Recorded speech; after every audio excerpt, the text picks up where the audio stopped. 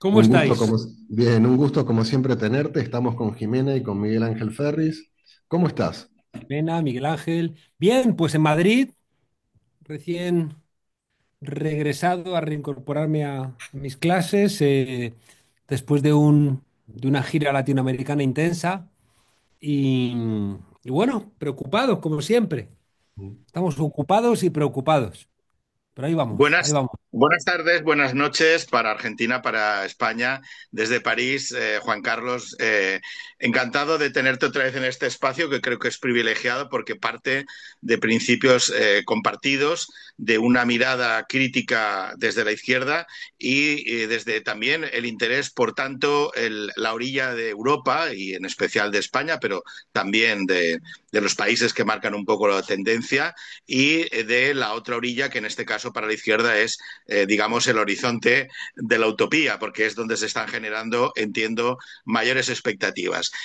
Precisamente, bueno, he asistido un poquito, he hecho el seguimiento de tu égida, por llamarlo, por tu gira por América Latina, que ha durado varios meses, o sea, y ha sido cambiando de lugar de estancia. Debes de tener cama y habitación, como mínimo he calculado que en Venezuela, en Colombia, bueno, posiblemente en México y en algún otro sitio más. Debes de tener una buena red de amigos, ¿no?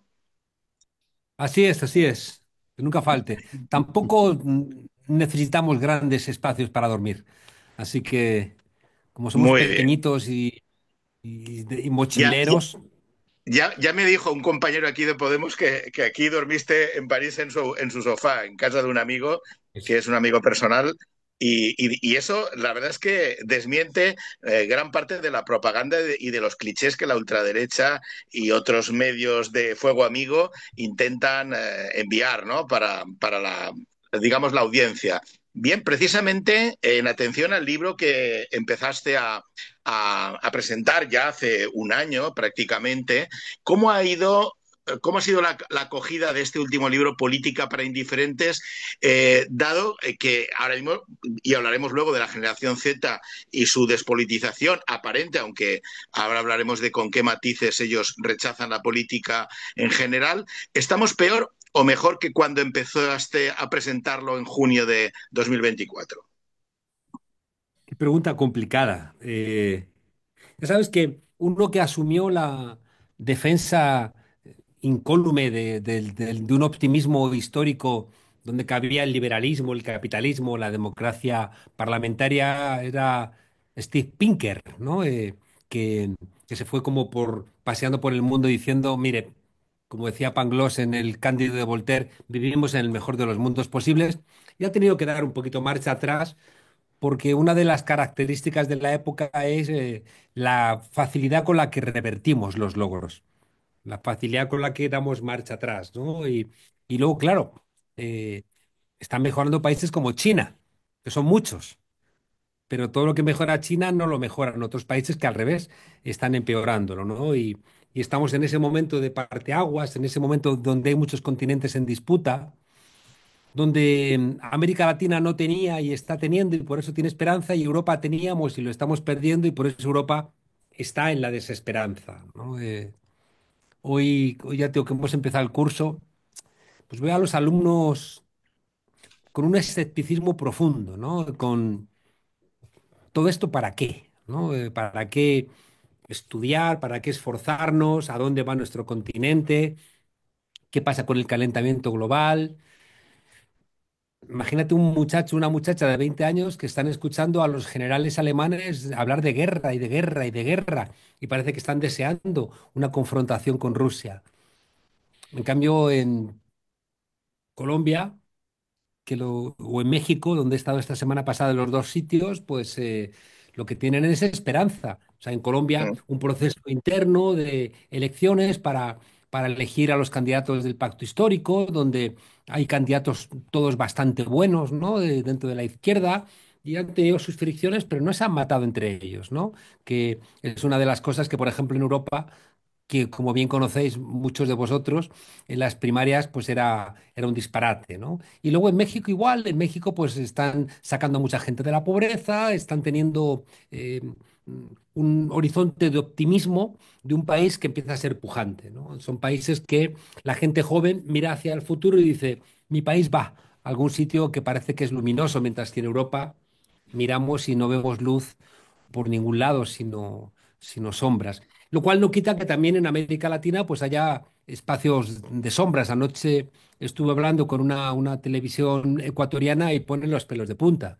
Hoy hemos leído que la CONAIE, ¿no? Creo que ha retirado el paro, pero es un desastre, ¿no? O sea, todo lo que está planteando el gobierno de Noboa pues es una regresión absoluta que se suma a la regresión absoluta de Milei, y a lo de otros lugares, ¿no? Tenemos un mundo, ya digo, en disputa. A veces estamos un poquito mejor, a veces un poquito peor. Y respecto a tu pregunta concreta, pues yo lo El que libro. sé, lo Yo que sé que no sé, quieres hablar de tu libro, yo lo como que aquel sé es famoso que escritor. Mm. lo que sé es que no hay que tirar la toalla. Es decir, no creas que, como siempre digo, las brújulas están desmagnetizadas, las bolas de cristal se nos cayeron con nuestra torpeza al suelo y se rompieron. No, no sabemos hacia dónde vamos, ¿no? Hay tendencias y hay cosas que si ocurren, pues van a cambiar un poco el curso, pero lo que venimos planteando, ¿no? Con Boaventura de un pesimismo esperanzado, pesimismo, esperanzado porque si no ya estamos derrotados, pero es pesimismo. Sí. Jimena lo sabrá, pase lo que pase, las elecciones intermedias en Argentina, pues se queda un poco igual, porque pase lo que pase, el desastre está servido, ¿no? Y por tanto, Hablando, sí, hablando de escenarios cambiantes, y tú has estado un largo tiempo allí, justamente de actualidad. Te voy a citar una frase que dijiste hace un año y pico cuando las elecciones en Venezuela. A Venezuela no la pueden bombardear o invadirla. Con las sanciones no han logrado la insurrección buscada, pues han buscado tumbar sus principales instituciones, incluido el Consejo Nacional Electoral, el día de las elecciones. Este fue tu análisis en agosto pasado desde el propio país caribeño. Exceso de optimismo, a pesar de que está reivindicando un pesimismo esperanzado, ante un panorama tan negro como de hecho se configura actualmente. ¿Ante qué situación nos encontramos justo en este momento? yo sigo pensando que Venezuela puede ser el talón de Aquiles por el cual se desmadeje todo el neoimperialismo norteamericano. Es decir, que Estados Unidos no ha ganado en ninguna de las últimas guerras. Tuvo que salir con el rabo entre las piernas de Afganistán, de Irak, de Libia, de Siria, y lo que tienen es una enorme capacidad de destrucción, como han demostrado en Gaza. O sea, pueden arrasar, pero luego no pueden quedarse en los sitios. Y creo que con Venezuela ocurre algo similar. Leía un informe hace poco de Jeffrey Sachs que también compartía que frente a ese discurso que quiere hacer de Venezuela el villano universal, pues Venezuela está aguantando, está creciendo a un ritmo muy alto, hay un ejército de 400.000 personas, hay una milicia de entre 2 y 4 millones de personas, la gente está dispuesta a defender a su país a machete. China ha dicho no vamos a permitir que se abuse de Venezuela, Rusia ha dicho todo tanto. Cuidado, ¿eh? Yo sigo pensando que es verdad que Estados Unidos puede pegar un bombazo en donde sea, ya lo demostró en Irán, bombardeando 3 centrales nucleares con una irresponsabilidad absoluta. Pero una invasión, yo eso no lo estoy viendo, ¿eh? Y, y es verdad que todos estamos diciendo, no, es que ese despliegue tan enorme que ha hecho en las costas del Caribe para nada. Ya, pero es que este señor hace ese tipo de cuestiones. Es decir, yo planteaba estos días en México en un programa también que veo 3 salidas. Veo que Estados Unidos va a una guerra civil, que no hay que descartarla. Es decir, están metiendo a la Guardia Nacional y al Ejército en las ciudades donde gobiernan los demócratas, están persiguiendo a los migrantes que ya no se lo calan.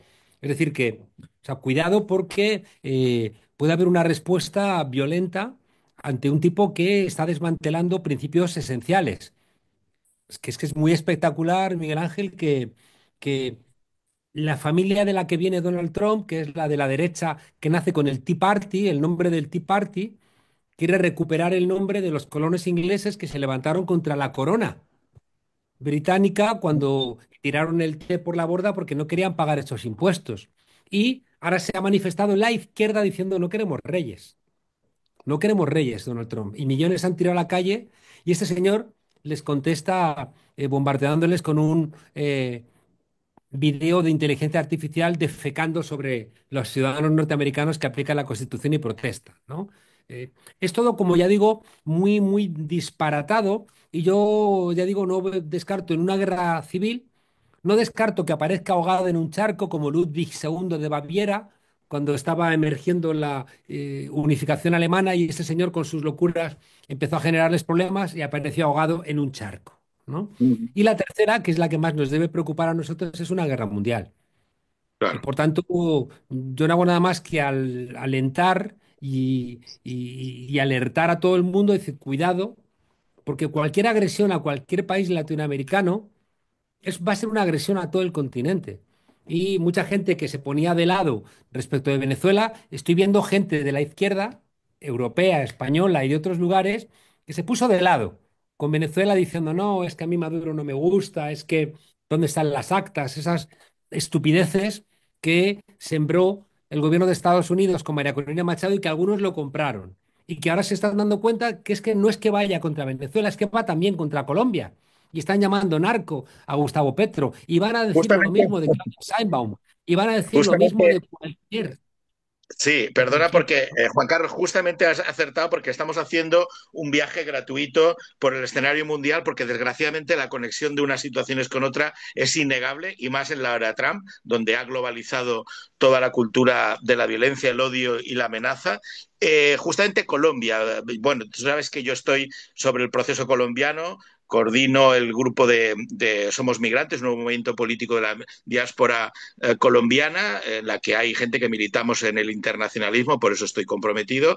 Y la sensación es que ayer la liberación de Uribe, del expresidente Matarife, llamado popularmente, fue un encargo de la Embajada de Estados Unidos en Bogotá, que le obligó, compró las voluntades de los jueces del Tribunal de Segunda Instancia, que ahora ha ido un recurso otra vez al Tribunal anterior del Tribunal Supremo, pero los compró para que entre en escena Uribe con la esperanza de que se alarguen los plazos de la resolución definitiva de su caso y pueda entrar en campaña, de manera que incluso albergan la posibilidad, que la extrema derecha allí en Colombia también favorece, de que pudiera tener un papel importante y derrocar al gobierno, a la continuidad del posible gobierno del cambio de Petro, de manera que pudieran también agredir desde Colombia o amenazar como mínimo a Venezuela completando la situación actual. Yo creo que eso, bueno, y la pregunta mía era que Colombia se ha convertido en una especie de pandemonio para la injerencia de Estados Unidos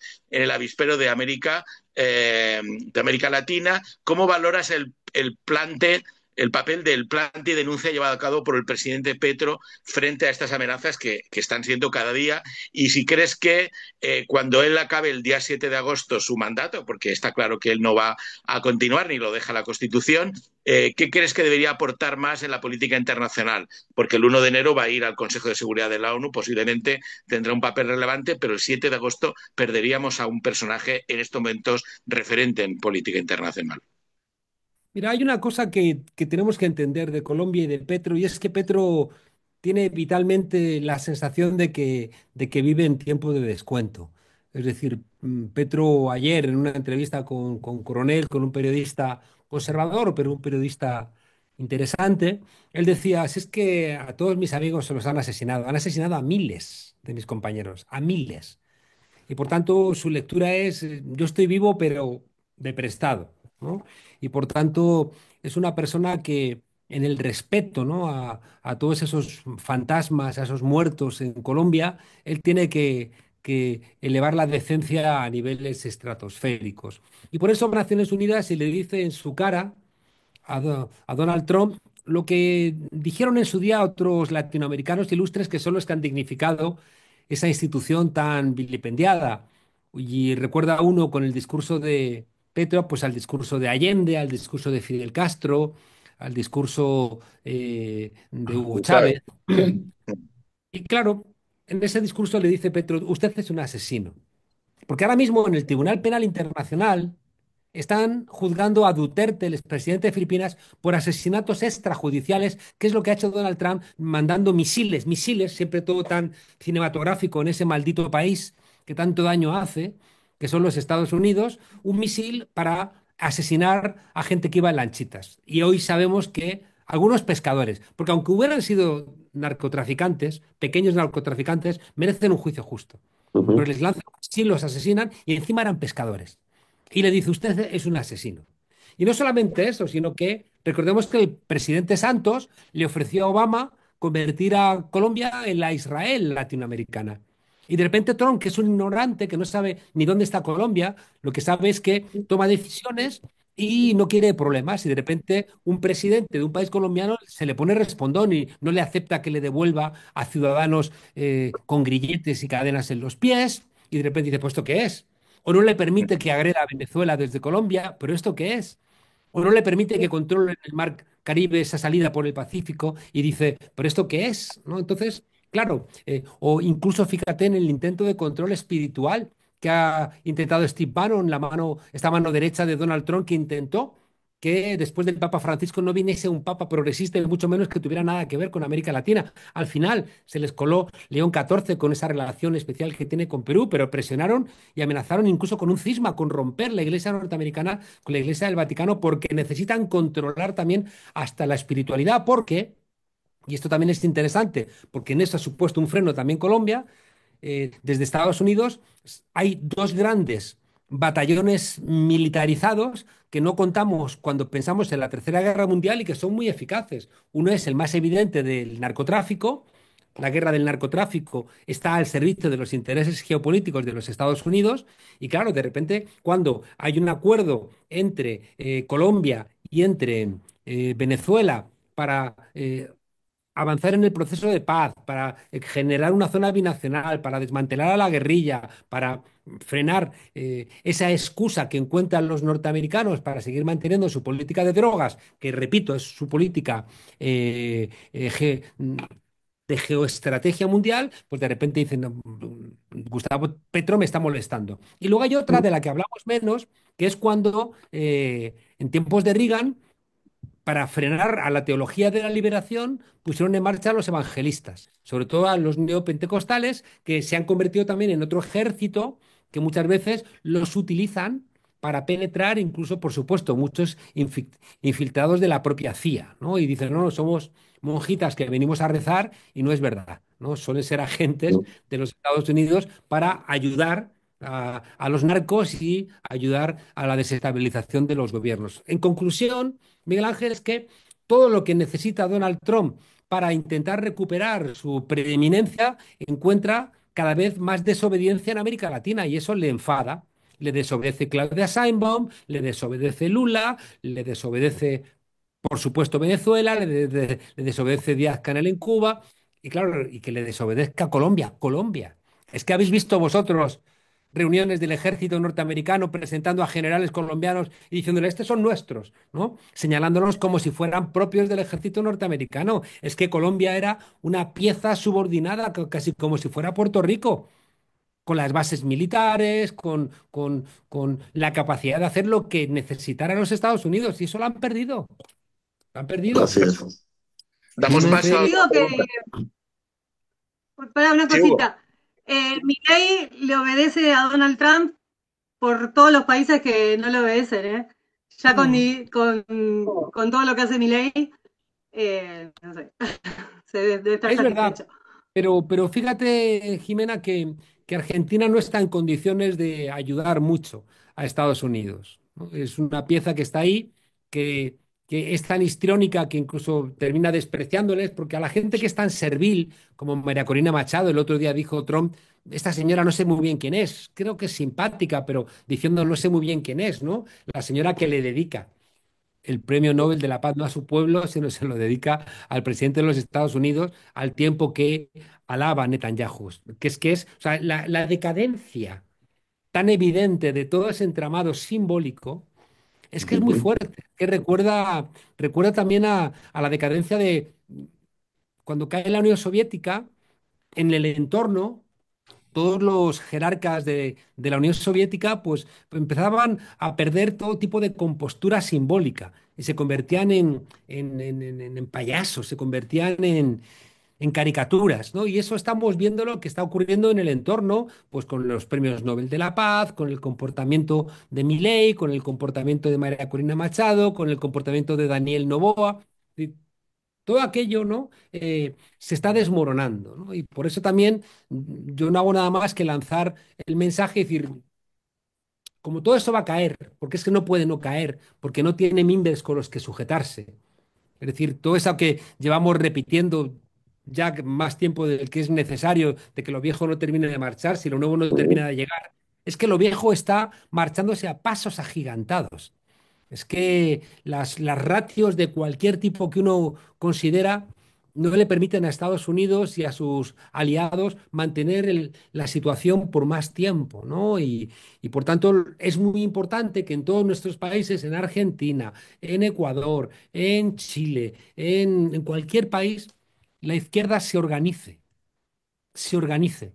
Porque uno de los dramas que vamos a tener en Argentina es que, bueno, que pierda Milei y que y siguen peleados entre la izquierda, y sigue Cristina Fernández de Kirchner peleada con, Jimena, dale paso a eso. con Kicillof y demás. Es que tenemos también que poner orden en nuestras casas, porque si no ponemos orden en nuestras Estamos en casas, bien, me parece estupendo, ¿no? esto. Y lo Sí, digo como siempre, que es lo que he contado y perdonad, en toda América Latina, todo lo que hablo yo últimamente lo hablo desde la derrota. Lo hablo desde una persona que fundó un partido que es Podemos, que no ha sido capaz de hacer lo que creo que había que hacer, ¿no? Y que hoy estamos viendo todos los días peleas entre el PSOE, entre Sumar y entre Podemos. Y también meten ahí a Esquerra Republicana de Cataluña. Y una pelea constante que lo único que sirve es que para una persona sin ningún tipo de calidad política ni moral como es Feijóo, pues aguante y siempre con la creciente expectativa de la extrema derecha que nos lleva a ese callejón sin salida de que la derecha nunca pierde votos, ¿no? Sino que hay un trasvase entre ellos, donde al final, a diferencia de la izquierda, que se pierden votos porque la gente se queda en casa y demás, en la derecha no. En la derecha hay un trasvase que es la señal de la época de que, bueno, que les beneficia. Así que la lectura correcta, que es donde está ahora mismo Colombia, intentando construir la unidad y que no se quiebren, y vengo de México, y uno de los grandes desafíos que tiene México ahora mismo es que Morena, el partido Movimiento, no se esclerotice. Es donde tenemos que estar atentos. Es que en todos los países donde el partido Movimiento pierde el debate interno, crece demasiado deprisa, hay como una obsesión en algunos miembros de la dirección de Morena de vamos a crecer muchos millones. Y dices, cuidado, porque esos millones no tienen formación política. ¿Por qué te crees tú que se meten en el partido? Se meten en el partido clientelarmente y se va a parecer más al viejo PRI que a lo nuevo que hay que seguir construyendo. Y por tanto, cuidado. Cuidado, ¿no? El partido movimiento solamente cobra sentido si viene en paralelo con procesos de formación política muy fuertes y con discusión ideológica. La frase de Mao que repito constantemente, sin claridad en la ideología no puede haber claridad en la organización, ¿no? Y por eso yo ayer le contaba a los ecuatorianos, y mirad, yo no sé si alguno de los partidos existentes puede representar lo que le pare los pies a Daniel Noboa. Yo me acordaba de Julio Anguita en España, donde en un momento también de crisis similar, él creó el Frente Cívico, donde era aquí todos, ¿no? Y el Frente Cívico, yo siempre lo he dicho, era igual que Podemos, pero sin presentarse a las elecciones. Y sin el Frente Cívico, es decir, sin esa propuesta de unidad sobre unos puntos mínimos compartidos por todas las fuerzas de la izquierda, nunca hubiera nacido Podemos. Podemos bebía de esa presunción de unidad que hoy está quebrada. Y creo que hay que pensar algo similar en todos los países. Eso es lo que está intentando el Pacto Histórico y el Frente Amplio en Colombia, es lo que tiene que intentar en Argentina la unificación de los diferentes sectores de la izquierda, es en México lo que tiene que hacer Morena, no dejando que el partido se convierta en una rememoranza del PRI, como decía también en Ecuador, ver qué fragmentos se suman, que vayan más allá del correísmo para permitir realmente que se venza la propuesta constitucional de Noboa. En fin, y otra cosa, Miguel Ángel, verdad que hable Eh, tanto. Alex, Me has preguntado antes por Petro, ¿no? Y fíjate que Petro ha entendido una cosa que la hemos discutido mucho en su tiempo en España, La perdimos por presiones mediáticas y por la influencia, en este caso, de Enrique Juliana, pero una de las cosas más importantes que nunca planteó Podemos era el proceso constituyente. Yo era el secretario de programa y proceso constituyente y entendía que los procesos constituyentes son la gran conversación que permite armar transformaciones profundas en los países. Petro va a ir a la constituyente. Petro no se va a presentar porque no hay reelección, pero va a ir a encabezar el proceso constituyente seguro, porque él tiene que seguir peleando por su país. Ha experimentado 4 años que no son nada para cambiar un país, nada. Ha experimentado las inercias del Estado y dice, es que esto hay que dinamitarlo, hay que hacer lo que hizo López Obrador y Claudia Sheinbaum con los jueces, hay que hacer una revolución reformista, pero una revolución, y hay que acabar con los jueces que nos frenan los procesos. Y Petro se ha dado cuenta de que está llena la inercia del Estado heredado, está llena de trampas, está lleno de minas personales en el Consejo Nacional Electoral, en la Procuraduría, en la Registraduría, en demasiados sitios que da igual lo que vote el pueblo, porque te lo dinamitan, ¿no? Y ahí también está Perú. Es decir, yo creo que vienen tiempos interesantes y es muy relevante que acertemos en el diagnóstico y que hagamos lecturas de cómo la unidad tiene que armar esa gran conversación que es el paso previo para que las izquierdas puedan gobernar. Y no repitamos los errores de esta última década. Y eso ya digo, vale, para España, para Perú, para Colombia, para Argentina, para México, para todos los países. Como has nombrado a Ecuador, tenemos a Alex Flores, que está pendiente de hacerte alguna pregunta, porque bueno, está ahí, como sabes, como corresponsal y persona comprometida en primera línea. Alex, ¿estás para formular la pregunta o Hugo, tienes la pregunta? No, Alex, adelante. Hola, ¿qué tal? ¿Me escucháis bien? Espero. Sí. Eh, ¿Qué tal, Juan Carlos? Buenas tardes desde acá, desde Quito, Ecuador. La última vez que nos vimos fue precisamente en el Frente Cívico, allá en verano de 2013, en Rivas, hacia Madrid, junto con quien has mencionado, que en paz descanse, Julio Anguita, también estuviste tú, Pablo, y varios representantes de asambleas populares del 15M, que fue el origen de todo allí en España. Y un gusto verte de nuevo, compañero, a la distancia ahora. Has comentado al inicio que de regreso a España, en tus estudiantes universitarios, del desasosiego, ¿no? Por ejemplo, esa incertidumbre respecto al calentamiento global y ese tipo de cosas. Y da la casualidad de que hace exactamente una semana estuve junto con Andrés Arauz en un foro mundial en Sao Paulo, Brasil, discutiendo con varios expertos mundiales sobre políticas e iniciativas para canalizar los recursos a través de políticas tributarias y demás, el financiamiento de iniciativas de el cambio climático, de preservar la naturaleza respecto a las transnacionales extractivas, petroleras, mineras, etcétera, etcétera. Y con Andrés lo que expusimos es que todas esas iniciativas estaban muy bien, pero que ninguna se podía realizar si no se contraatacaba al sistema respecto a los arbitrajes internacionales como es el CIADI y los tratados bilaterales de inversión, que es el origen de todo el saqueo y aparte del saqueo, la impunidad en ese saqueo del norte global hacia el sur global. Entonces la pregunta y también la propuesta para ti es, teniendo en cuenta que esos arbitrajes internacionales que reducen, en el caso de América Latina y de África principalmente, esos recursos que se necesitan para la inversión, no solo en educación pública, en sanidad pública, sino también en la I más D más I, que nos condenan al subdesarrollo, también es un boomerang que está golpeando directamente a España, principalmente por el efecto del Tratado de la Carta de la Energía, y que ahora mismo, del estudio que hemos realizado, España tiene que pagar indemnizaciones a transnacionales a través de estos laudos en el CIAD y en estos arbitrajes internacionales, cerca de 10.000 millones de dólares, que es una barbaridad, ¿no? No se efectúa todavía todo esto, pero este engranaje, boomerang, que también, insisto, golpea, en este caso a Iberoamérica, España, Portugal y toda América Latina, no se discute, no se escucha en Europa, principalmente, por ejemplo, en España por parte de Podemos, de dónde está el eje del saqueo.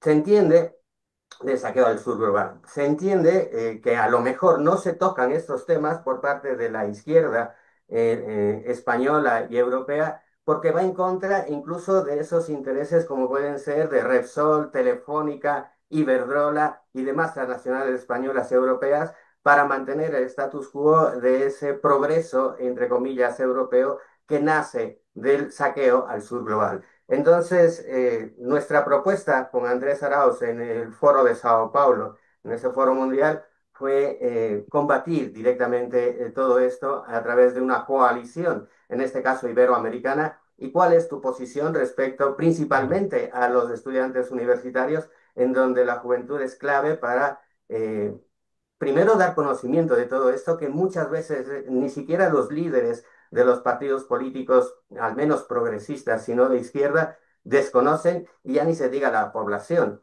Y en esa cruzada, pues tener también tu colaboración para poder hacer esa cruzada de devolver, entre comillas, del golpe al sistema. Eso, Juan Carlos. Gracias y un abrazo desde Claro. aquí. Ah, una cosa adicional que has comentado, y con eso termino, para aclararlo.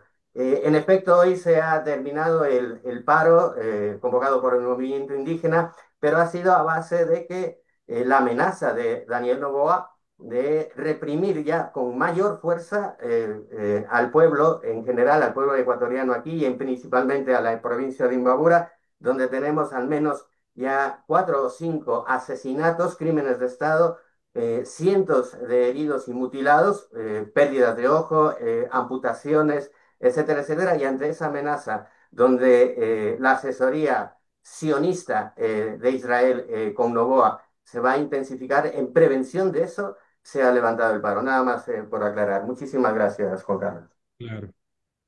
Gracias, Alex, por tu diagnóstico. Ahí, en el libro este que decíamos de política para indiferentes, incorporo reflexiones con Chamayú y con Slobodian de algo que no se suele mencionar, pero que es muy relevante.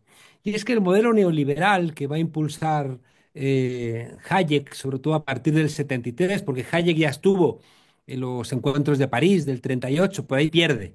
Y ganan los llamados ordoliberales, sobre todo los alemanes, que son los que van a poner en marcha el Estado social y democrático de derechos. Son los que van a poner en marcha después de la Segunda Guerra Mundial ese capitalismo con intervencionismo económico al cual se oponía Hayek, ¿no? La palabra neoliberal nace ahí de esos coloquios Lippmann del 38 con Roulier, eh, que es quien lo acuña. Pero en cambio, con la crisis del 73, la crisis del Yom Kippur, que se parece a la actual, se suben los precios del petróleo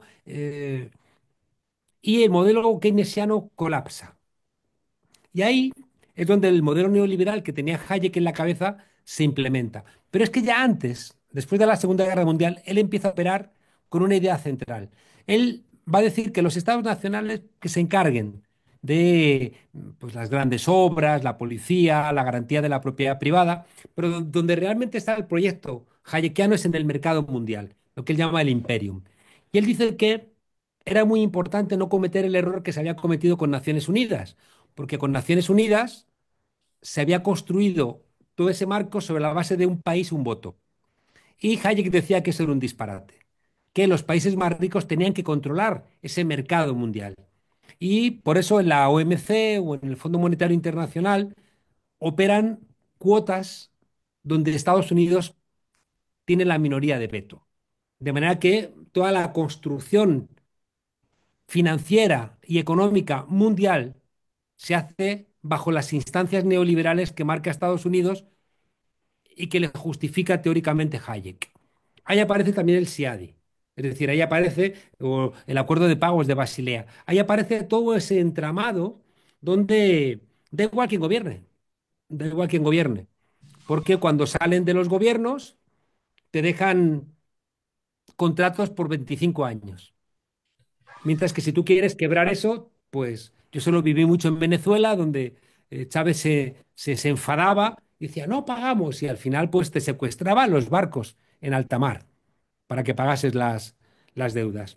Yo no veo vinculado a esto, os decía antes que cada vez veo con más claridad que tenemos que ser reformistamente revolucionarios y rebeldes. Y esto no es retórica. Fijaos que la reforma judicial en México es revolucionaria. Es decir, es quitarle la herramienta principal que tenían las élites para burlar la voluntad popular. Y durante 6 años, los 6 años del gobierno de López Obrador, los jueces frenaron las transformaciones que quería poner en marcha López Obrador. Y, por tanto, superar ese marco que, como decía Pasukanis, un marxista soviético, sobre la teoría del Estado, el Estado siempre expresa los intereses de las élites vinculadas a las relaciones de producción. Es decir, que cualquier Estado siempre defiende a los privilegiados de ese modelo de producción. Y claro, ¿quién es la garantía última? Los jueces.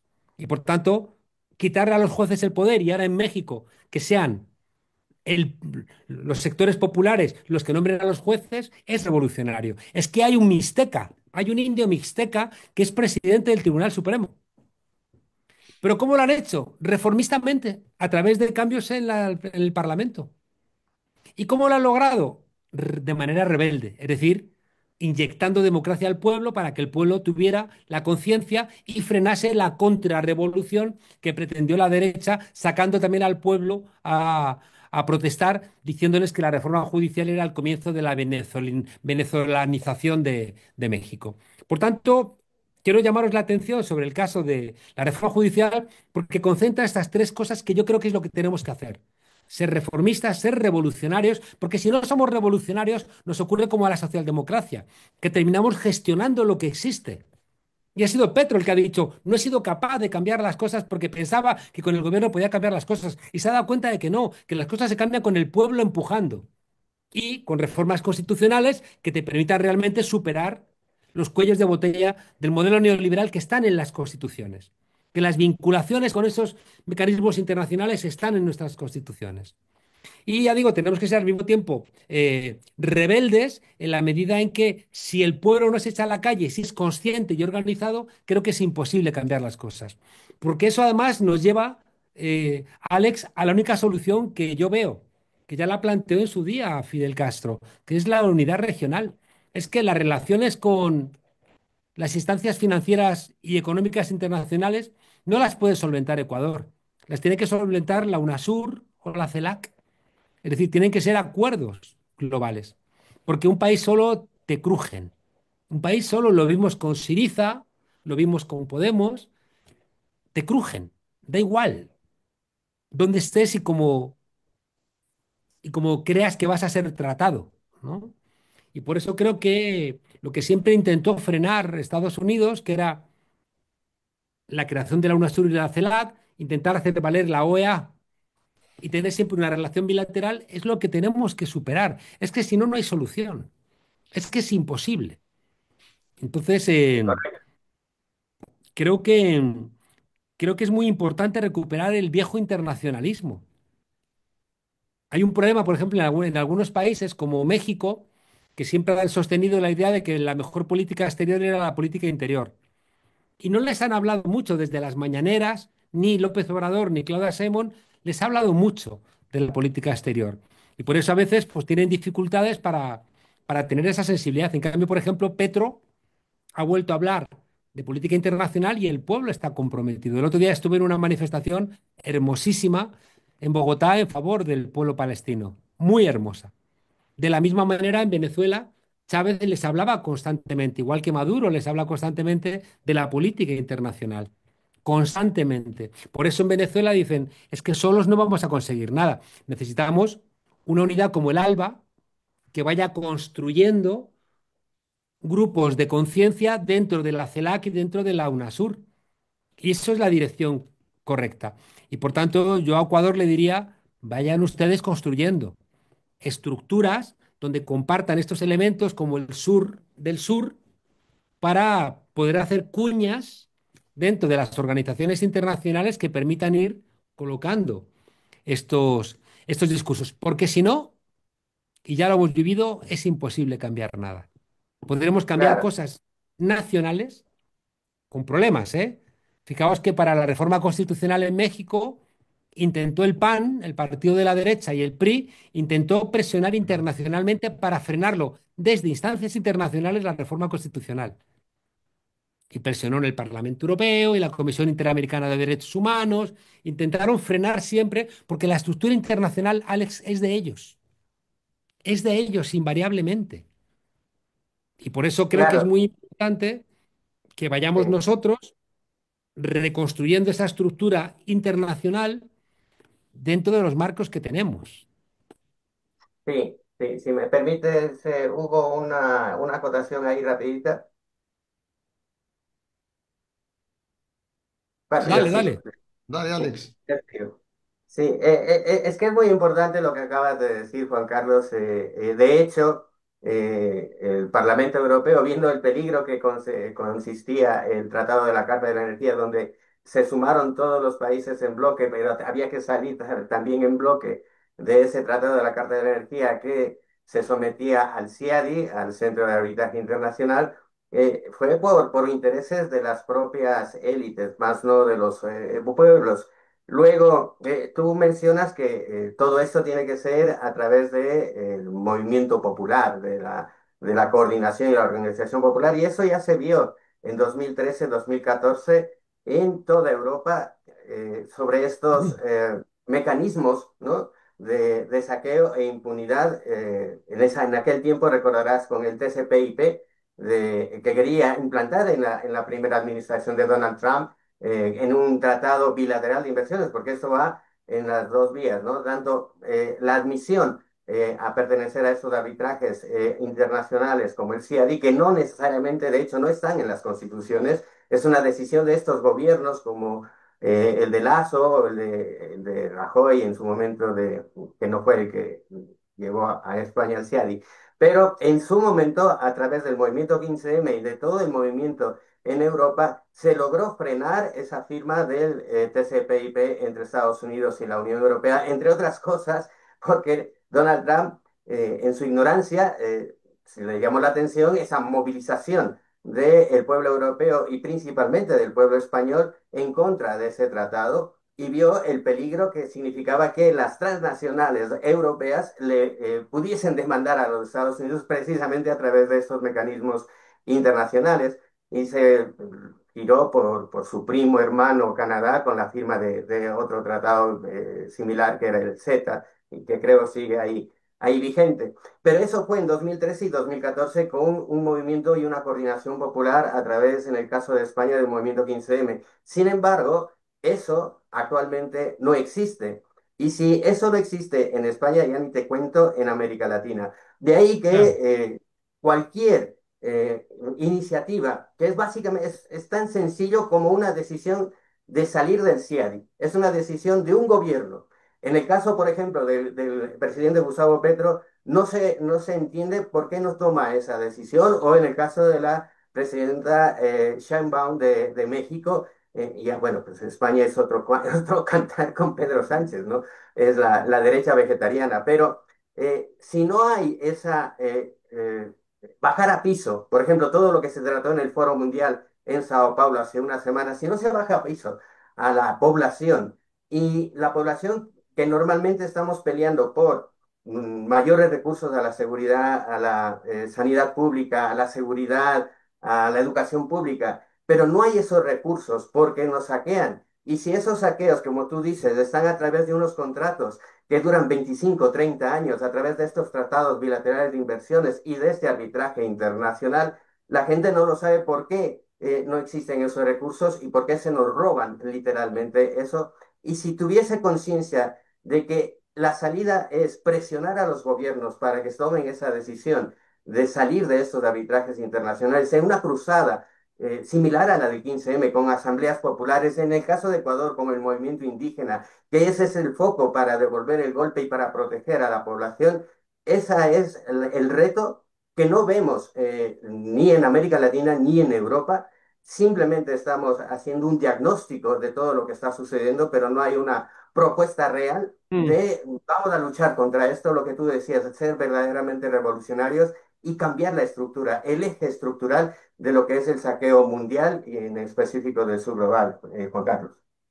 Déjame decirte una cosa relevante, ¿no? Que también forma parte de uno de los ejes de lo que puse en el libro y en un trabajo nuevo también he insistido en ello.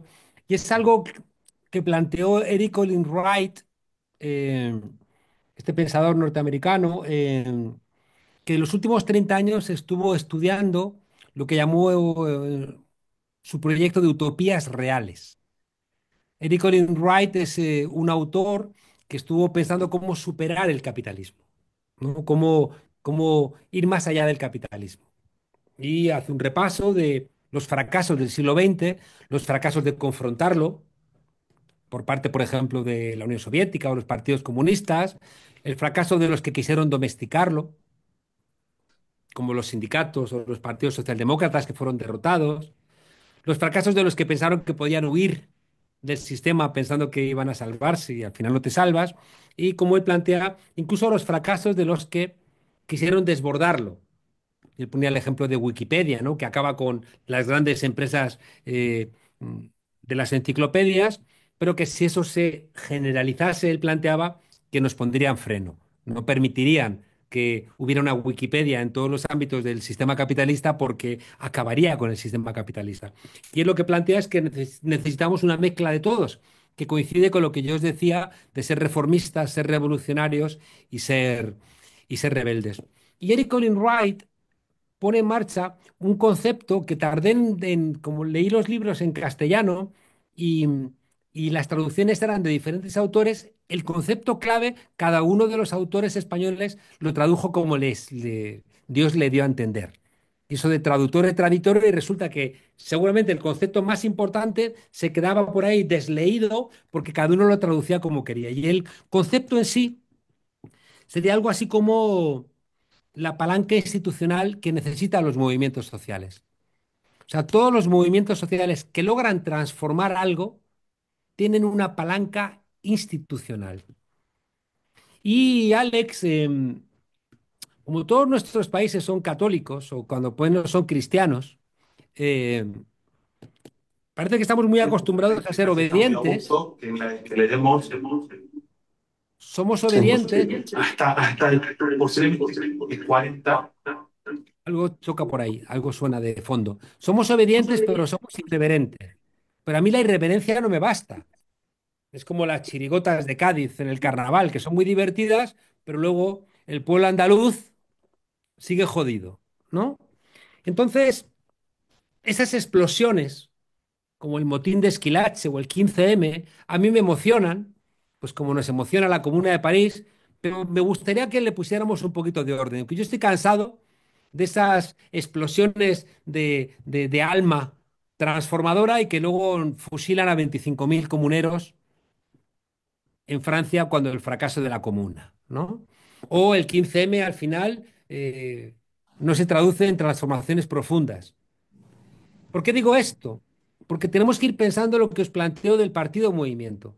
Porque el partido movimiento es el movimiento que puede haber gente dedicada a plantear la deuda externa, a plantear las instituciones internacionales, a plantear las relaciones desiguales norte-sur, pero tiene esa palanca institucional, tiene ese gobierno que forma parte de lo mismo. Y por tanto, ese movimiento tiene un gobierno que es el que tiene que hacerle valer esa intervención en los organismos internacionales, haciendo valer lo que se plantea. Claro, no es que de repente Pedro Sánchez diga, bueno, voy a ver si firmo el 5% o no firmo el 5%. Si detrás de Pedro Sánchez tuviera un partido movimiento donde estuviera el PSOE, pero también estuviera todo a su izquierda, no hubiera podido firmar ese 5% de la OTAN, porque hubiera sido inconsustancial con el propio partido que le habría puesto ahí. ¿Por qué os digo esto? Porque tenemos que recuperar esa disciplina partidista, donde seamos partido y seamos movimiento, donde rompamos con esa lógica de John Holloway de cambiar el mundo sin tomar el poder, donde los movimientos van por un lado y los políticos van por otro, porque al final, que es lo que os decía que estoy viendo en México, si el movimiento se va, el partido se esclerotiza en todos sitios. Y de repente el otro día en la Plaza del Zócalo, Claudia Sheinbaum nos contó un discurso muy hermoso de lo logrado durante un año, pero había gente reclamando, por favor, para el genocidio en Gaza, pero ni había tanta gente protestando, ni Claudia Sheinbaum se veía en la obligación de ir más allá de la política tradicional de una intervención mexicana. ¿Por qué? Porque el partido en movimiento ya no tiene la frescura que tenía cuando estaba con López Obrador. Por tanto, si queremos buscar soluciones, donde tenemos que apuntar es precisamente en todos los países, Miguel Ángel, tú estás en Colombia ahora que cuando se terminen las elecciones internas hay que meterle toda la energía en la construcción del pacto histórico como un partido movimiento o un movimiento partido. Y hay que meterle formación para que sobre la enseñanza de los errores que hemos cometido en tantos y tantos países eso no ocurra. Y en Argentina, Hugo, si esa polémica entre el peronismo y el grupo de Kicillof y la Cámpora, si todo, y el movimiento Evita, y si todo eso no se articula, Jimena, no se articula en un partido movimiento, es que, es que nos van a seguir ganando estos tipos solamente porque están más organizados que nosotros. Igual que en España. Si se sigue sustanciando la pelea entre Podemos, Sumar y el PSOE, va a gobernar la derecha en España, ¿no? Y por tanto, una de las cosas que no me canso de repetir es que vamos a aprender de los errores del siglo XX, y vamos a aprender de los errores de estos 20 años del siglo XXI y vamos a entender que en Argentina, en Bolivia, ¿pero por qué se ha perdido Bolivia? Porque el partido Movimiento dejó de funcionar. Porque cuando deja de funcionar el partido movimiento y deja de haber ese debate interno y se jerarquizan los partidos políticos que se jerarquizan cristalizan en familias. Y las familias cristalizadas lo único que hacen es pelearse entre ellas y como son de cristal terminan rompiéndose. Y no vas a ningún maldito lado. Y eso es lo que generó la pelea entre Lucho y Evo en Bolivia, es la pelea entre Cristina y Kicillof en Argentina, es la pelea en España entre Podemos y Sumar, es la en en Ecuador, es decir, no terminamos, ¿no? de entender que necesitamos dedicarle tiempo al principal de nuestros errores, que es el partido movimiento. Entonces, esa es como, os brindaría como una suerte de conclusión de la charla. Yo acabo de presentar otro libro en la Feria del Libro del Zócalo que se llama Menos realidades y más promesas, que lo tomé de 2001, una pancarta que vi en Argentina, en Buenos Aires, cuando el default. Y se subtitula El error de la izquierda, los monstruos del fascismo y el partido en movimiento, donde hago un repaso de la necesidad de los liderazgos, si liderazgos no avanzamos, pero a veces los liderazgos se convierten en nuestro peor enemigo. O sea, cuidado con los liderazgos porque son condición necesaria, pero no son condición suficiente. Y tenemos que ir educando a los liderazgos para que sean corales o cuando menos para que respondan a cierta coralidad. Porque es que si no, somos sujetos de su capricho o de sus errores. Tenemos que entender por qué tanta gente de sectores populares vota a la derecha. Tenemos que entenderlo. Porque es que es el vecino, es nuestro primo, es nuestra tía. Son una cuerda de hijo de putas que hay que despreciar, ¿no? Sino que es que son la tía Paqui. Sí. Tenemos que Juanca, entender igualmente las nuevas tecnologías. Tenemos que hacerlas nuestras y dejar de leer tanto a Rosa Luxemburgo y leer más sobre inteligencia artificial. Es decir, tenemos que actualizarnos en en nuestros debates, ¿no? Y Juan eso es lo que Carlos, quería. Sí. quería hacerte dos preguntas. Se centran casi centralmente en lo que está ocurriendo ahora en Ecuador y en Argentina, donde se lo podría ampliar al resto de América Latina, en donde claramente, incluso en el hecho de que la burguesía de San Pablo en su momento haya apoyado a Bolsonaro, históricamente tenemos burguesías fallidas en todo el continente. Son más oligarquías que burguesías. Pero en estas últimas épocas tenemos burguesías que han optado no por lo que podríamos llamar, entre comillas, gobiernos conservadores tradicionales de derecha, sino que se están volcando hacia el neofascismo. Milei, Bolsonaro, Noboa. La primera pregunta es ¿por qué crees que ocurre este fenómeno? Y la segunda, me voy un poquito para España. Yo coincido absolutamente en la caracterización que haces, pero la duda que se me genera es cómo hacemos los que estamos a la izquierda del PSOE, primero, para poder acordar un programa. Segundo, para poder acordar alguna forma de internas en donde vamos a primarias y el que gana conduce y el que pierde acompaña. Y cómo hacemos para traer, si esto fuera posible, al PSOE a políticas más de izquierda. Esas son las dos preguntas. Mira, la primera lo explica muy bien, yo lo recupero desde ella y lo reelaboro, pero lo explica muy bien Wendy Brown. El modelo neoliberal viene en el 75 con un marco teórico muy poderoso. A decir, ya no funciona eh, el modelo keynesiano. Digo el 75 porque la crisis del Yom Kippur es del 73, es donde se rompe Bretton Woods, es donde se declara la libre flotación de las monedas. Pero para mí el libro donde es el programa de máximos del neoliberalismo es un libro que se llama La crisis de la democracia, que le encarga la trilateral, lo encarga David Rockefeller, como en los chistes, a un japonés, a un francés y a un americano, ¿no? Va un francés, un americano y un japonés y escriben un libro que se llama La crisis de la democracia, que es el programa de máximos del neoliberalismo. Os lo conté creo que la otra vez, porque es en ese libro donde plantean que nunca más tiene que haber un Watergate, ni que el pueblo esté en contra de la decisión de un país, de un gobierno, de declarar la guerra a otro, y que sean los medios de comunicación los que de alguna manera predispongan al pueblo en contra del gobierno, como ocurrió con Vietnam.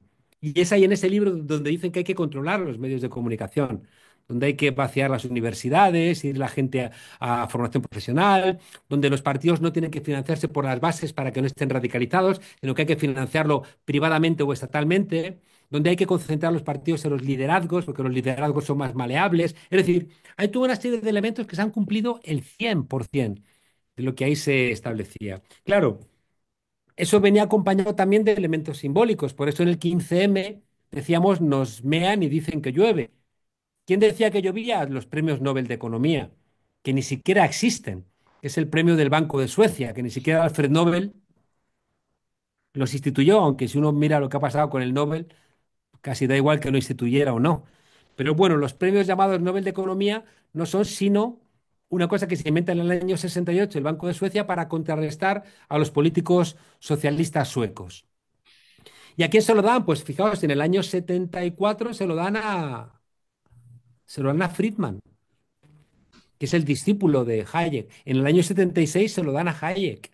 Es decir, hay toda una serie de premios Nobel que van justificando las políticas neoliberales. Y ellos pensaban que es que eran, como dicen en Venezuela, los más arrechos, que ellos eran los meros meros, ¿no? Que ellos eran los que hacían bien las cosas, ellos eran los que iban construyendo la hegemonía. ¿Qué ocurre? Que en 2008 eso se les rompe. Y en 2008 tienen dos posibilidades. Una es, nos hemos equivocado, damos marcha atrás, algunos lo hicieron. Jeffrey Sachs, Stiglitz, eh, Krugman. Hay algunos que dicen, nos equivocamos, pero otros dicen, una vuelta de tuerca más. Y entonces, como ocurre siempre históricamente, el capitalismo en crisis llama al plan B, históricamente. Y entonces llaman a Bolsonaro, a Donald Trump, a Kast, a Milei, a Ayuso, a Bascal. Y hay toda una internacional de extrema derecha que empieza a recibir atención por parte de los empresarios con sus prevenciones, pero igual que en el 33. Recordad cómo Tal cual. grandes empresarios y banqueros tenían muchas prevenciones con un tipo del cual no se fiaban, como era Hitler. Pero en un momento determinado dicen, bueno, es o Hitler o la izquierda. Dicen, no, no, Hitler. Y en 2008 empieza lo que llama Wendy Brown la fase nihilista. La fase nihilista es a la mierda todo, ¿no? Sin complejos, y estamos autorizados ya a hacer lo que nos da la gana. O sea, el ejemplo más claro es Trump diciendo puedo matar a alguien en la Quinta Avenida, dispararle y no pasa absolutamente nada. Porque son tipos que leen muy bien los tiempos y también los construyen. con los medios de comunicación, con las universidades. Esto ha sido un gota a gota. O sea, 50 años desde el libro del 75, han pasado 50 años bombardeándote con cosas que no te vas dando cuenta, pero que van haciendo sentido común, la idea de que hay que ser egoístas, somos individualistas, lo público no funciona, el socialismo son cenizas, los comunistas son violentos, es decir, toda una serie de cuestiones que al final es como aquella viejita que después del derrocamiento de Allende le dice a un cura, mire padre, ya hay de todo en el escaparate. Y dice, hija, pero puedes comprarlo. Y dice, no, no, padre, pero hay de todo, ¿no? Es decir, bueno, pues terminan convenciendo a las víctimas para que voten a sus verdugos. Y hay una suerte también, ya digo, de autorización. ¿Por qué vota la gente a Ayuso en España? Bueno, por un lado, los sinvergüenzas porque les autoriza a ser sinvergüenzas. Por otro lado, porque la izquierda no hemos sido capaces de hacer una alternativa eficaz y seguramente nos equivocamos cuando salíamos de la pandemia y le empezamos a hablar de antifascismo y la gente decía, ¿pero qué me estás hablando?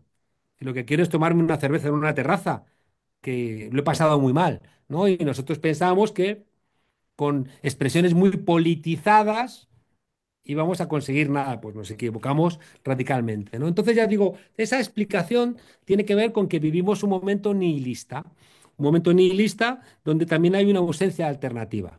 Y la ausencia de alternativa para mí es esencial, ¿eh? Porque cuando tú no tienes una alternativa, la gente tiene derecho a decir, ¿y por qué me voy a sacrificar yo si para qué coño sirve esto? O sea, ¿para qué voy a sufrir yo si esto no sirve para nada? ¿A dónde vamos? ¿Para qué?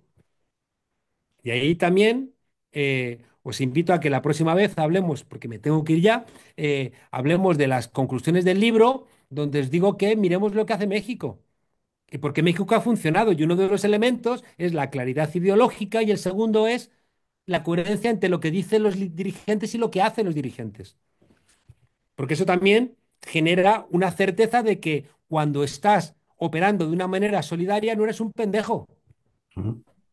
porque hay una coherencia y dices, no, no es que el liderazgo está haciendo eso. Pero claro, si tú crees que eres solidario, pero los líderes se enriquecen, los líderes ya no viven como vives tú, los líderes no son una referencia, pues la cosa se pierde, ¿no? Claro, ¿dónde hay una burguesía ahora mismo? Pues hay burguesías en China y en Venezuela. O sea, Venezuela está generando una burguesía bolivariana y en China hay una burguesía, claro, claro. ¿Por qué? Porque ellos están todavía en ese marco ordenado de un capitalismo ordenado, mientras los que están en el capitalismo desordenado están en el sálvese quien pueda. Y el sálvese quien pueda es robar legalmente o ilegalmente y poner al Estado a tu servicio. Son el préstamo del Fondo Monetario, se lo van a llevar los amigos de Milei. Y anda que no tienes que vender lo que sea para ganar el dinero que se van a embolsar los, los que se benefician de estos rescates bancarios, porque en el fondo son rescates bancarios. Estoy leyendo un libro sobre Putin y claro, el desmantelamiento capitalista de la Unión Soviética es que era lo mismo.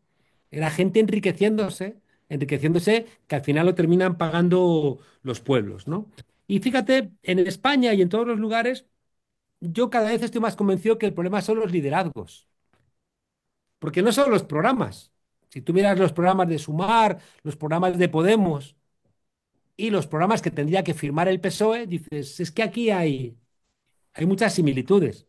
¿Dónde está el desencuentro? Pues que los líderes se odian con un odio sarraceno. Y habría que decirles, pues, ¿por qué no os vais a vuestra casa?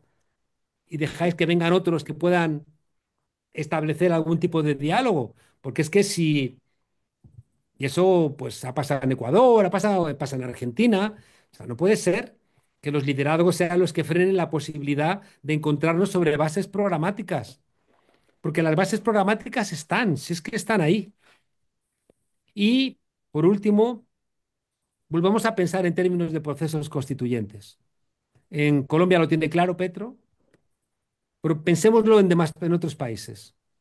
Pensemos que los procesos constituyentes de hace 25 o 30 años ya han pasado, ya han rendido su rédito. Y decían los constitucionalistas norteamericanos que cada generación tiene que discutir su propia constitución. Así que ya tenemos tarea. Bueno, Muchísimas gracias como siempre. Os mando un fuerte abrazo. Jimena nos ha hablado, pero como si nos hubiera hablado porque nos ha pensado. Y siempre. Siempre, Sí, siempre me es un quedé lujo pendiente, pero tenerte. bueno, yo Hasta quería la próxima. preguntarte del libro nuevo, pero ya lo dejamos para la Pero próxima. nos hablamos en un mes o así o 2 meses, nos hablamos y hablamos del Dale, libro nuevo porque es un libro muy sincero. Es un libro escrito claro. desde la derrota y creo que necesitamos hablar de nuestras derrotas. Sí. Los Muchas gracias. procesos constituyentes dependen, Juan Carlos, porque aquí en Ecuador Noboa ha convocado precisamente a una consulta popular para preguntar al pueblo si quiere una nueva constitución con el fin de destruir la constitución de 2008, de la constitución Montecristi, y eliminar todos los derechos alcanzados por el pueblo. Bueno, pues yo te Dar diría, paso, ¿no? A todo eso, de Alex, yo te arbitraje diría que internacional de saqueo. los equipos que juegan a la defensiva siempre les encajan goles. Es decir, desbordadlo. Sed vosotros los que vais más adelante. Es que si nos roban la libertad, si nos roban el poder constituyente, si nos roban la bandera, o sea, ¿qué más nos van a robar? Es que parecemos pendejos, con perdón. Es decir, si todos los elementos que son nuestros nos los hurtan y de repente hacemos como en España, no, no, no, no hagamos un proceso constituyente que va a salirnos peor que la Constitución del 78. No me jodas, ¿no? Entonces, si tiene que ser así, pues que sea. Pero si no confiamos en las capacidades transformadoras del pueblo, apague y vámonos. Así es. Entonces, eso no ha salido bien nunca, Alex. Entonces, ya digo, nos han robado la libertad, de libertad hablan ellos, cuando la libertad es un concepto nuestro, y también nos van a robar el poder constituyente. No, Lo hemos derrotado a Noboa utilizando la Constitución y en la lucha institucional, así que sí hemos logrado victorias desde la organización social aquí en Ecuador, ¿no? a Compañeras, continuarlas. compañeros, tenemos que ir cerrando. Juan Yo tengo Carlos, que como dejaros. siempre, muchas gracias y que sea pronto la próxima. Seguro. Gracias y gracias por el esfuerzo de mantener vivos estos espacios de discusión libre. Gracias, Miguel Abrazote. Ángel, Alex, Jimena y Hugo. Hasta pronto. Hasta Un pronto. abrazo. Chao, chao. Hasta pronto. ¡Que viva el Huila, compadre!